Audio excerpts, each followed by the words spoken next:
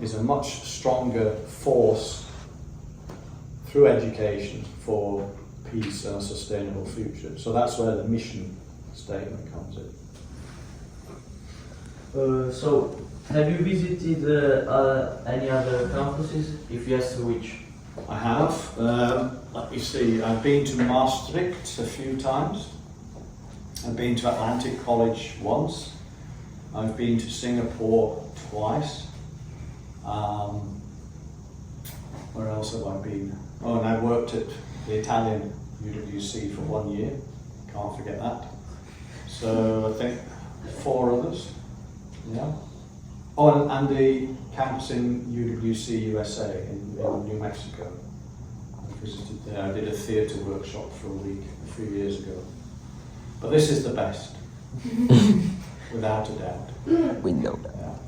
The thing is, they're very different. Yeah. If you go to Singapore, for example, it has nearly 6,000 students, 2 huge campuses. They start as young as 3 years old. You know, these little UWC robots running around.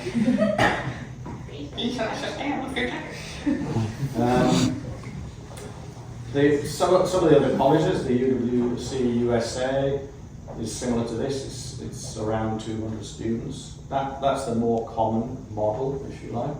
The Italian one is about 230 students, I think, something like that. Yeah. But this is, in my opinion, the best. You're the best one. So there's one person in the far corner of the room who may disagree with me. How did the idea came up to organize the summer course? My background, my training as a teacher, my specialism is being English as a second or foreign language, and that's what I was managing at the college in Birmingham. We had a lot of refugees, asylum seekers, immigrants at the college. We did a survey once. We had more than 150 languages represented at the college. But of course, all the teaching was in English. And I recognised that as a challenge. Also, before Birmingham, I had been a teacher in Sudan, in Kenya and in Malaysia, working with, again, with students through English as the study language. So I've always been aware of the challenge that presents to people. If I turn it on myself, I think, if I want a scholarship to go and study, to do a PhD now, because I have a master's, but if I got a scholarship to do a PhD in Cambodia, and all the teaching was going to be in Khmer, would I be able to do it? It's that kind of challenge for a lot of people. So back in 2002, the colleague who had started with me in 2001, she and I decided we needed something like this. To begin with, the college said, would we do it as volunteers? And I said, no, if we're going to do this, we have to be paid. It has to be professional. It has to be seen as an important part of the college's work. And I think, as far as I know, we're still the only UWC that does this kind of preparatory course. At Changshu in China, they have a whole 1 year pre-IB course, but that's different. They have to pay to go on that. You guys get this for free. You'll pay later. Yeah. So it's really, I think it fits well with the mission statement of the college, that and our desire to be inclusive, but at the same time having a very diverse range of students with diverse language needs. Yeah. What is the most interesting thing about the summer course for you? What's the most interesting thing about it? Meeting you guys. Every summer course is different because of the students who come on it. We don't know you really before you get here. I've read through your application and some of your essays you wrote and things like that, and I can see a little photograph of you. Often some of you are in your school uniforms and you look about 12 years old. And then you get here and you're often completely different. So I think that the joy of meeting you and the idea that you're going to be here with us for nearly 2 years is exciting. And we sincerely hope that you're going to have some fun here as well. When I said earlier on that it's hard here, it is, but it's also great fun at the same time. We are also really excited for meeting you, Mr. Pitt. Thanks a lot for this space. I gotta ask you something. What changed the most through the years in this summer? Here in the summer course or in the college Yeah. in general? We could talk a bit of the summer course and then a bit of the high school. Yeah, okay. Well, one thing that's changed is things like this, technology. Okay? When we first started doing the summer course in 2002, I don't think any students came with mobile phones. No students had laptops. So you guys are growing up in a world of,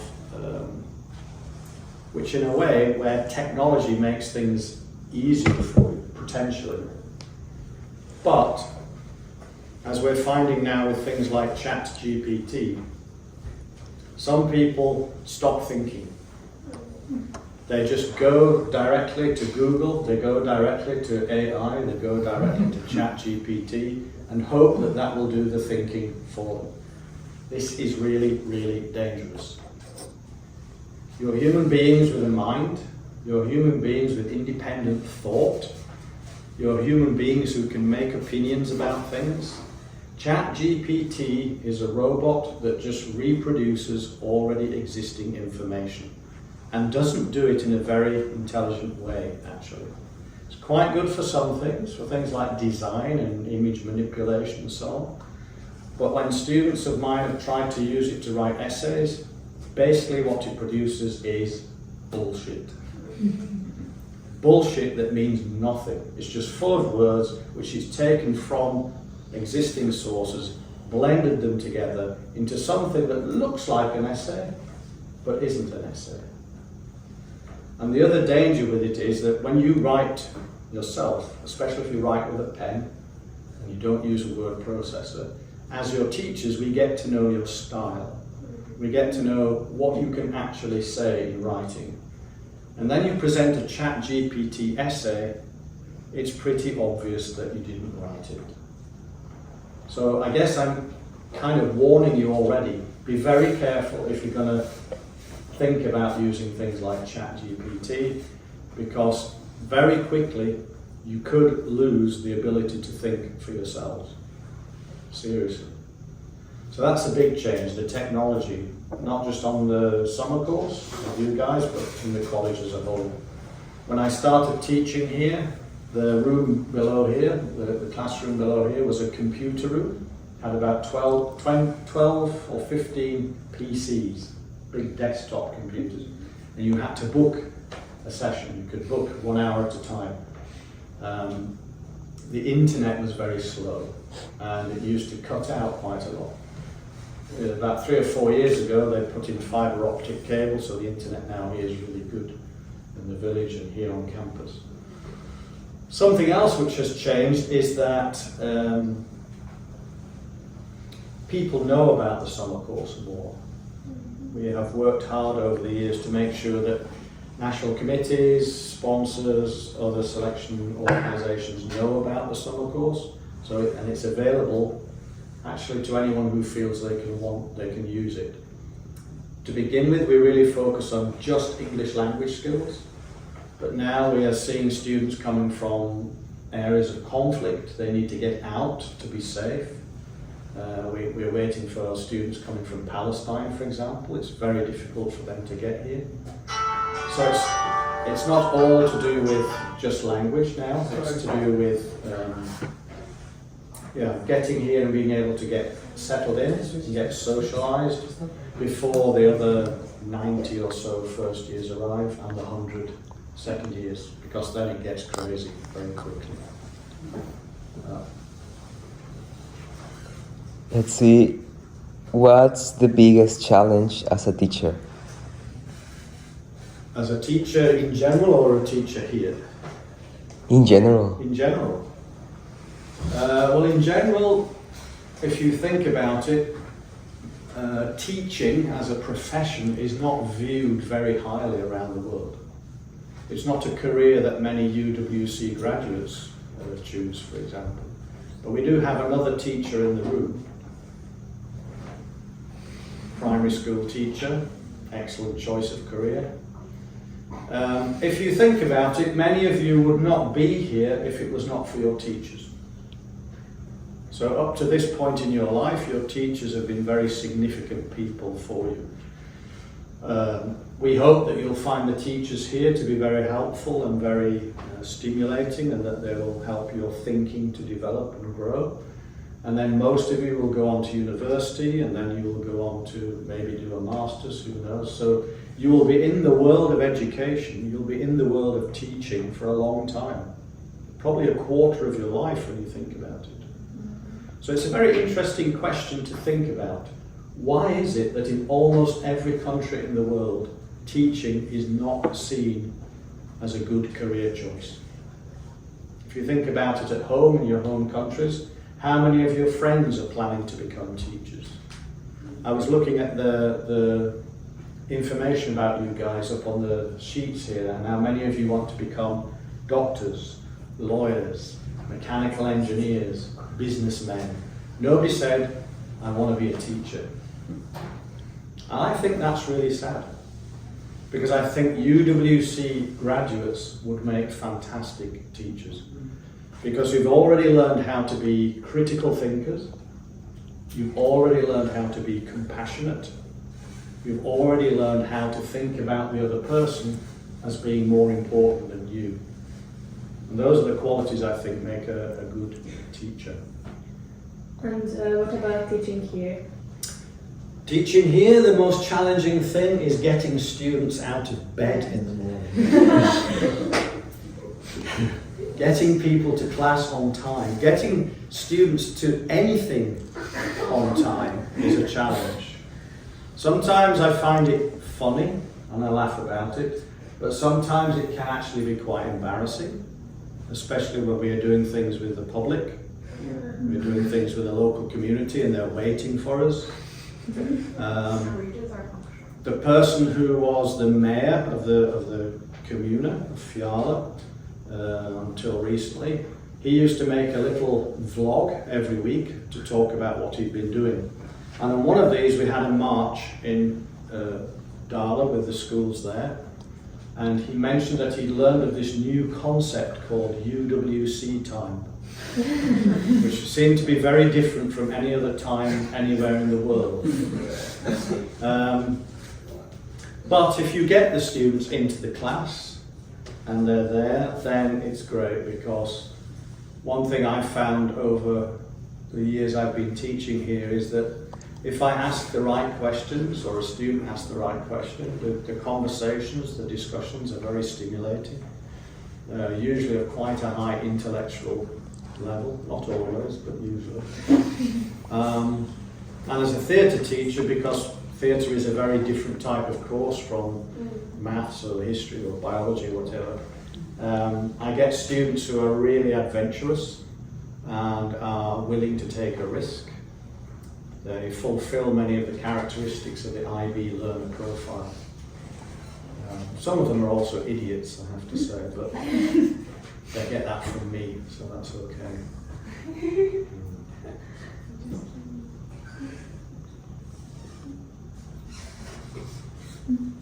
Okay, if you could be historical character, what would you choose and why? If I could be a historical character, how do you know I'm not? People might be writing books about me. A historical character, who would I be? Well, they're all dead, that's the problem, isn't it? So, can it be a living person? Yeah. Yeah, who's kind of historical while alive? Well, I don't know. I'm quite happy with who I am, to be honest. Ooh, I like that. I mean, if it was like some sci-fi movie, and I step through that door, and I emerge as somebody else, maybe. How about being Kamala Harris? On the run-up to defeating Donald Trump. Yeah. That would be pretty cool, I think. I don't know. I can't really come up with a meaningful answer for that. It's a great question, but I haven't really thought about it. What advice would you give to new students? Get enough sleep. Seriously, I mean it. There are so many students here who are almost proud of the fact that they only sleep 2 or 3 or 4 hours a night, and it's not good for you. I know when we teachers talk to you about this, you say, oh, yeah, we've heard it all before. You boring old people with your ideas about sleep and blah, blah, blah. It's true. All the science, all the evidence points to the fact your brain is a muscle. Yeah? Your brain is a muscle, and you know all your other muscles in the body, they ache when you've done stuff. They need to rest. Your brain is the same, it needs to rest. Connected to that, one piece of advice is try to make yourself physically tired as well as mentally tired. If you're physically tired, your body will shut down more easily. You might lie there thinking of your maths exam tomorrow or your bio test or something. You have to try to close those things down as well. I think 6-7 hours sleep a night should be what you're aiming for. I know some students, they need 10 hours a night, 12 hours. But they never get to their first classes in the morning because they're still asleep.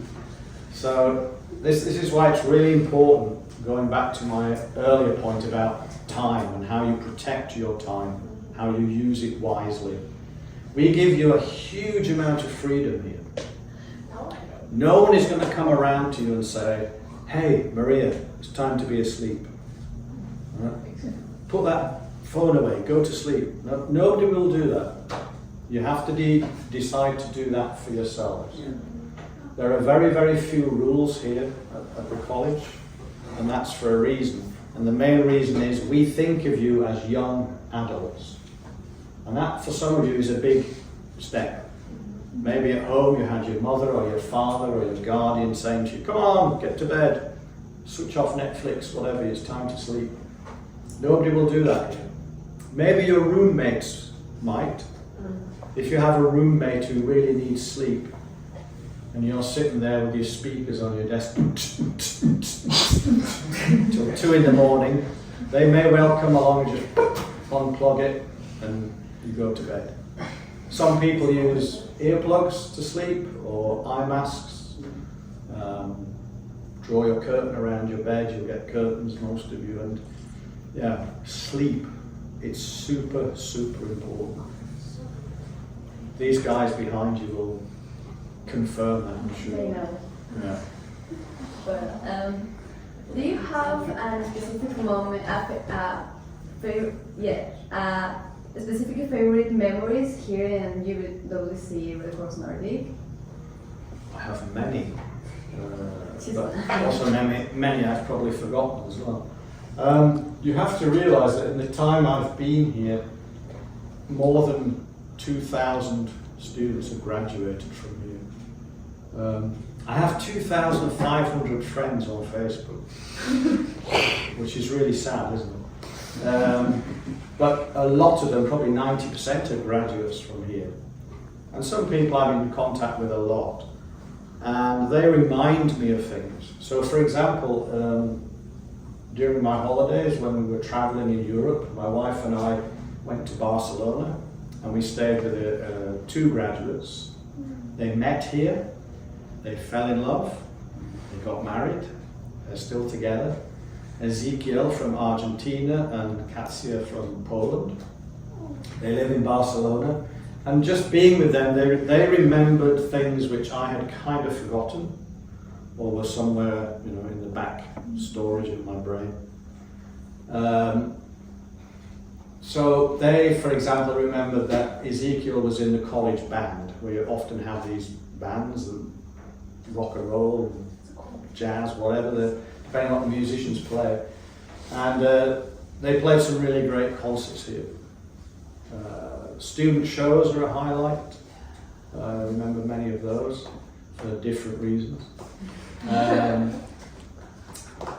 Some of the theatre productions I've put on with students have been very memorable, others less so. I suppose a recent memory I have is how we had many different arrangements for a colleague who has just retired, Alistair, who started here before I did. He was deputy rector for many years, he was an ESS teacher, he was a rock climber, he was involved in so many things. And he just retired this summer. So we had some very nice events, we had meals and celebrations and lots of joke telling and stuff.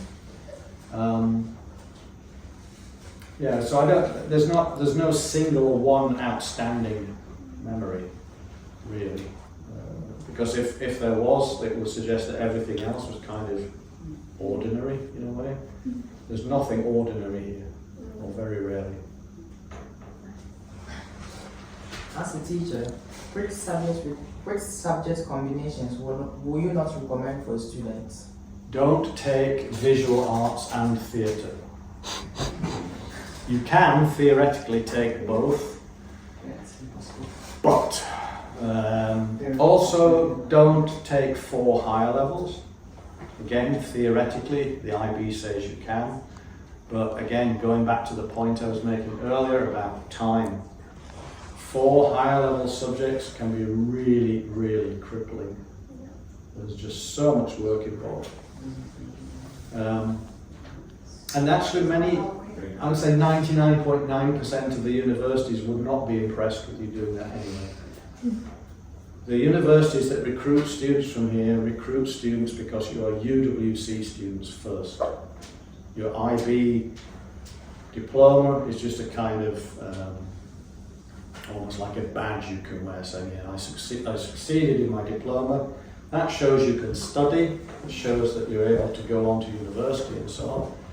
But they want you as a person, not just some kind of learning machine that sits at the desk the whole time. So don't take 4 higher levels, don't take visual arts and theatre together. Do take theatre, but not with visual arts. You're doing visual arts, but you're not doing theatre. Yeah, it's terrible, it's hard, isn't it? Yeah. If you want to know about visual arts, you can talk to someone if she's taking it. She's not taking theatre though, so she's wise in that respect. How would you recommend the school for strangers? How would I recommend it to strangers? I'm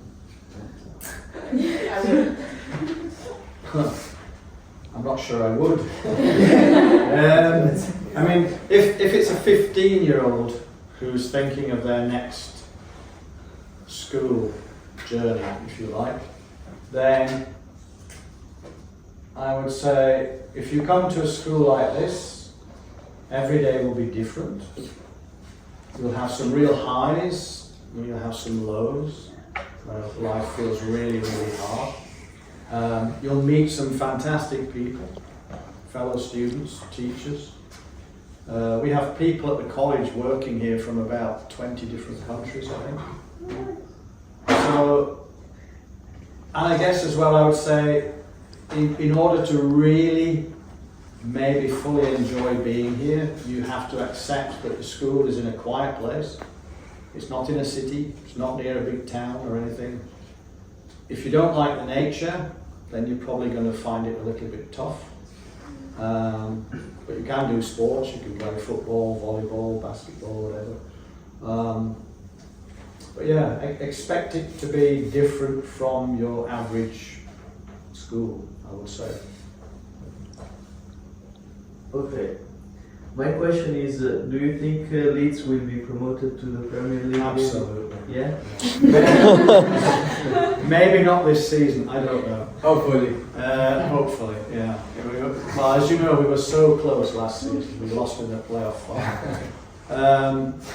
Unfortunately today, one of our best players, Crescencio Somerville from Holland, is joining a Premier League club for £40 million or something. Wow. Yeah, but football is great, isn't it? Really. Do you support a club? Yeah. Genoa. Genoa. Yeah. Okay, yeah. So you know the trials and tribulations of Yeah. supporting a club which is not one of the top Yeah. clubs, but you love it, it's your passion, it's in your heart. Yeah. So I've been a Leeds United supporter for, let me think, 59 years. So again, like being a student here, we've had some fantastic highs and we've had some real lows. Yeah. So yeah, I'm not going to bet my house on it, but I'm quietly optimistic, shall we say. Yeah. So, how many countries did you visit? I knew you would ask this. I think it's 44, but it depends what you call a country. Is San Marino a country? Yeah. Yeah. So 44 countries. Yeah. You don't want me to name them all, I hope. No. No. Perhaps as a class you could do that as an exercise. Can you share a few funny stories about the summer course? A few funny stories. Well, the way you got into the canoe yesterday was quite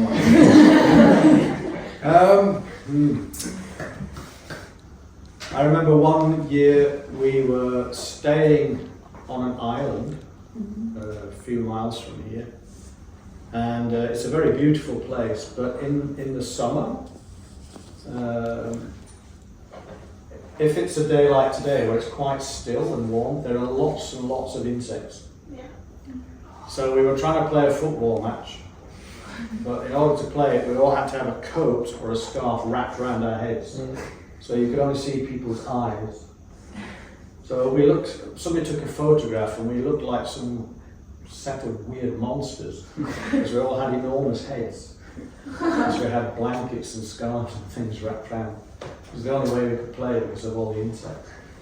I remember one year, somebody, a student, thought it would be funny to take some cooked spaghetti from the cantina and put it in another student's pajamas. So that when they pulled their pajamas on, there was all this spaghetti there.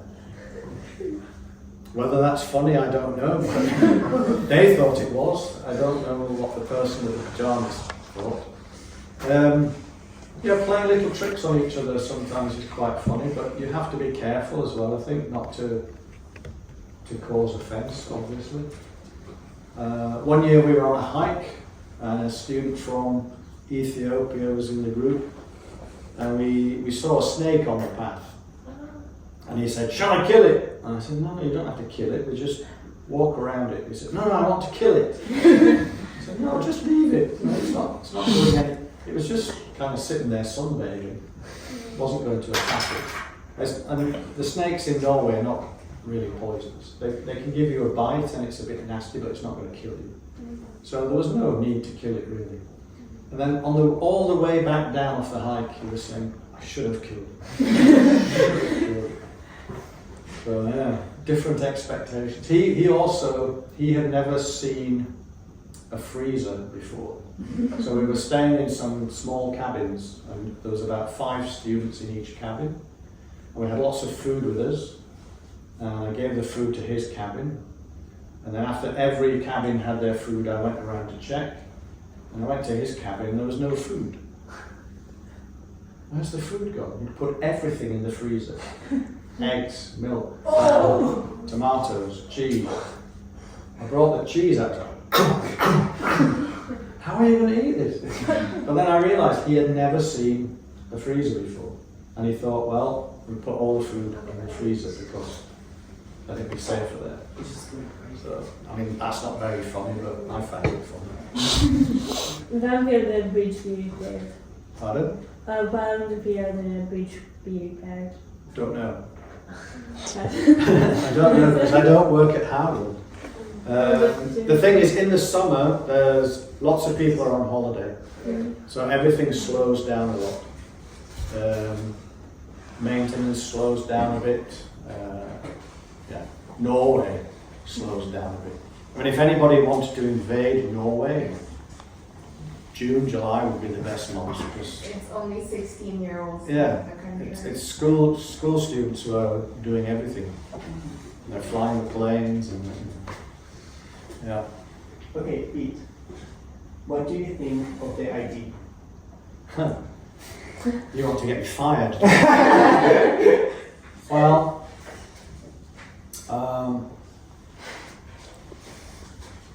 for many students, the IB is an important tool because it requires you to develop certain skills, particularly critical thinking for yourself, being able to present an opinion and hold that opinion and defend it. But at the same time, I think it has some things that could be better. I think the curriculum itself is very Eurocentric. It definitely needs decolonizing. But I think they're working on that. I think they have some people who are looking into that. I think that compared to other systems I've worked in, for example A-levels, where students do 3 subjects, I think the problem for some students, not all, but for some students doing 6 subjects, it means usually there's probably 2 of those subjects they never really get into. Again, they just don't have the time. Each subject and each subject teacher sees that subject as the most important thing in the universe.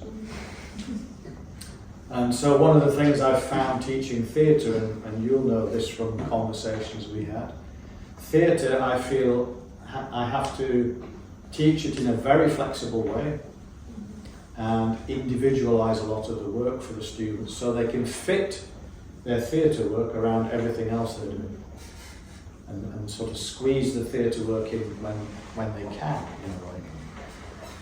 Which is not great and it's not perfect, but it's part of this subject pressure on students. I think another challenge for many students is that they come with expectations about what they're going to do next. I saw somebody had written they want to study at Yale or somewhere next. You know, if you aim up there, but by the time you're 18 or 19 and you leave here and you're here, how are you going to feel about that?